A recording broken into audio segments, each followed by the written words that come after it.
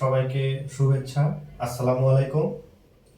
আজকে আমরা জানব টেস্টিং কত প্রকার এবং এই টেস্টিং এর বিভিন্ন ডিফারেন্স, ইম্পর্টেন্স এবং লিমিটেশন। শুরুতে আপনারা এখানে ডিসপ্লেতে দেখতে পাচ্ছেন যে টেস্টিংকে দুই ভাগে ভাগ করা হয়। একটা হচ্ছে ম্যানুয়াল আর একটা অটোমেশন। এখন ম্যানুয়াল এবং অটোমেশন ভাগ করার পিছনে কিছু ফিচারের কারণ আছে। ম্যানুয়াল বলতে তো আমরা বুঝি যে যেটা আমার চোখে দেখায় কাজ হবে, আমরা পড়াশোনা করব, বুঝবো। আর অটোমেশন বলতে আমরা বুঝি যে কম্পিউটার সার্ভার নিজেই কাজ করবে। তো ম্যানুয়াল টেস্টিং এবং অটোমেশন টেস্টিং এই দুইটা জিনিসের পার্থক্য এবং এর গুরুত্ব এবং এর কোথায় কোথায় লিমিটেশন আছে এটা আমরা জানবো। ম্যানুয়াল টেস্টিং কখন করা হয়?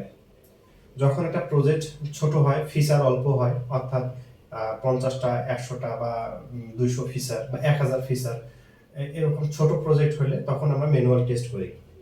সফটওয়্যার কোম্পানিতে এটাকে ম্যানুয়াল টেস্টে কাজ করা হয়। স্ক্রিপ্ট লেখা থাকবে, এখানে প্রত্যেকটা সিনারিও লেখা থাকবে। সিনারিও অনুযায়ী যারা এসকিউতে জব করবেন তারা সিনারিও অনুযায়ী ধরে ধরে ধরে ধরে কি করতে হবে, টেস্ট কেস অনুযায়ী টেস্ট করতে হবে। আর অটোমেশন জিনিসটা কি হবে? অটোমেশনে হচ্ছে আপনার ঠিক একই রকম যে ম্যানুয়াল কাজ যেটা ম্যানুয়ালি করা হয় সেটা আমরা কম্পিউটারাইজ করব। এখানে আমরা সেলেনিয়াম হোয়াটএভার সেলেনিয়াম বা সাইপ্রাস বা টেস্ট ক্যাফে বা প্লেরাইট দিয়ে স্ক্রিপ্ট লেখা থাকবে, প্রোগ্রামিং এ স্ক্রিপ্ট লেখা থাকবে, জাভা বা জাভা স্ক্রিপ্ট বা পাইথন দিয়ে। এটা অটোমেটিক কম্পিউটার কি করবে, রান করবে এবং এটা সার্ভারে নিজে নিজে রান করবে, নিজে নিজে রিপোর্ট জেনারেট করবে এবং নিজে নিজে এই রিপোর্টটা কোম্পানির সিও, ডেভেলপার, টিম লিডার, এসকিউএ যারা থাকবে বা কিউএ থাকবে তাদের কাছে রিপোর্টটা পাঠিয়ে দিবে।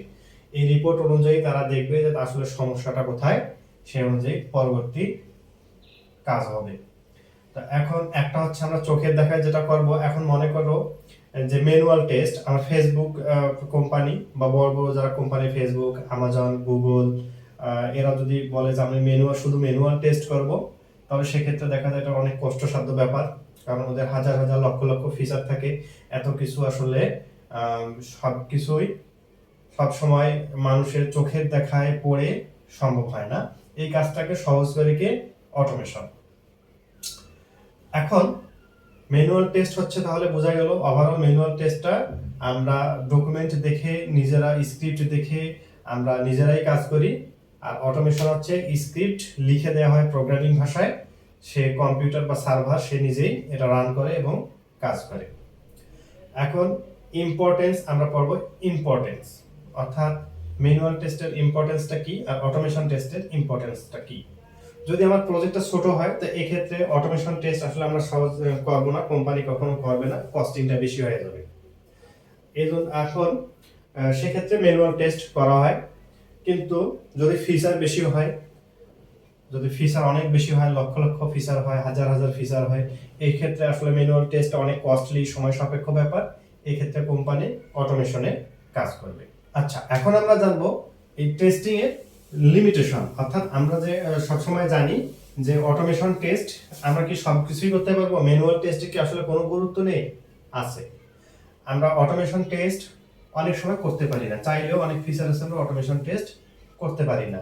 এখন প্রশ্ন হচ্ছে কেন কেন আমরা অটোমেশন টেস্টটা করতে পারবো না? আমরা তো প্রোগ্রামিং এর ভাষায় এখানে স্ক্রিপ্ট লিখে দেব। আচ্ছা, আপনারা দেখেন অনেক সময় অনেক ওয়েবসাইট আছে যেটা খুব সিকিউর। আমরা যদি লগইন করতে যাই, লগইন করতে গেলে একটা পাজল সলভ করতে দিবে আমাদের, অথবা আমাদের এখানে বলবে যে তুমি মানুষ নাকি তুমি মেশিন, এটা আমি টেস্ট করব, এখানে একটা পাজল দেব। বিভিন্ন ধরনের পাজল আসবে।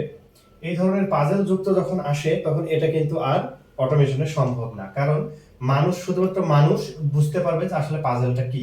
ওখানে কি বলতেছে যে রোড ক্রস করো, অথবা বলতেছে কোনটা মোটরসাইকেল, কোনটা ঘোড়া, কোনটা গাড়ি, এটা সিলেক্ট করো, নাকি ওখানে বলতেছে যে এখানে স্ক্রিনে কি লেখা আছে তুমি এটা 2 স্টেপ ভেরিফিকেশন করো।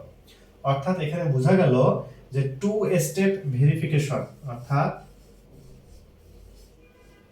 2 স্টেপ ভেরিফিকেশন যুক্ত কোনো যদি ফিচার থাকে কোনো ওয়েবসাইটে অথবা অ্যাপে হোয়াটএভার বা কোনো সফটওয়্যারে, তো সেক্ষেত্রে এই 2 স্টেপ ভেরিফিকেশন যুক্ত যে ফিচারটা থাকবে এইটার টেস্ট কেসটা যেটা বা টেস্ট সিনারিও যা থাকে এটা অনেক সময়, এটা ম্যাক্সিমাম টাইম অর্থাৎ 90 বলা যায় 99% সময়ই এটা অটোমেশন টেস্টে আসলে এই ফিচার কাজ করতে পারে না।